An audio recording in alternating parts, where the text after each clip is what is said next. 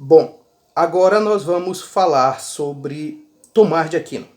Tomás de Aquino, ele já vive num período diferente de Agostinho. Enquanto que Agostinho vive no século V depois de Cristo, portanto, bem no início da Idade Média, o Tomás de Aquino vai viver no século XII, portanto 1300, estamos ali passando já da metade da Idade Média, direcionando-se ao fim dela, que vai acontecer, segundo dizem os historiadores, ali com o início das grandes navegações e tal. Então aquele período mais final da Idade Média. Qual é a principal diferença entre a Idade Média de Agostinho e a Idade Média de Tomás? A Idade Média de Agostinho é aquele momento onde o mundo estava se reorganizando após o esfacelamento do Império Romano. Enquanto que a Idade Média de Tomás de Aquino é uma Idade Média que já vem de quase 800 anos dessa organização social de feudos, vassalos, senhores feudais, servos da gleba e tal, e já começam a aparecer os primeiros sinais daquilo que nós vamos chamar de modernidade.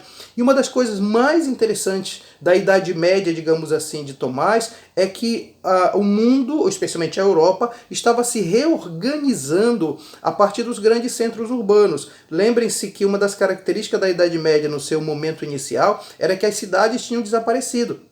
No tempo de Tomás, as cidades já começavam a aparecer como centros populacionais um pouco mais significativos. Em especial, elas começavam a crescer ao redor dos mosteiros, que posteriormente foram dando origens, além dos mosteiros, às grandes universidades. Aliás, aqui deve ser dito, se as universidades elas apareceram e deram força para a revolução científica da Idade Moderna, foi porque durante a Idade Média, especialmente no período escolástica, elas tiveram muita força a partir da presença da igreja cristã. Segundo ponto importante, como Agostinho se inspirou em Platão, Tomás vai se inspirar em Aristóteles. E aqui cabe uma explicação. Digamos assim, Tomás de Aquino vai, digamos, ter contato com as obras de Aristóteles, não diretamente, mas através de um filósofo árabe chamado Averroes. E aqui é importante dizer, mesmo que nós digamos que a Idade Média tenha sido uma idade do atraso, porque isso os iluministas vão dizer, atraso, etc e tal, as trevas, na verdade a Idade Média foi um período de muita riqueza, em especial dentro do mundo árabe, que nós estudamos muito pouco. Olha só, pólvora, os grandes instrumentos científicos, o astrolábio, a forma de contar as coisas, tudo vem dos árabes. E os árabes também desenvolveram uma filosofia muito interessante. O Averroes é o grande leitor de Aristóteles. E essas obras do Averroes vão chegar para Tomás de Aquino, que então vai desenvolver o pensamento cristão baseado em Aristóteles. 3 coisas importantes destacar nesse pensamento. Primeiro, a filosofia continua sendo serva da teologia. Em que sentido? No sentido de que aquilo que é pensado racionalmente deve estar em conciliação com o pensar da fé. Então, fé e razão estão muito unidas. Então, na verdade, as grandes questões da humanidade passam a ser necessariamente olhadas a partir dessa ideia do divino, do transcendental.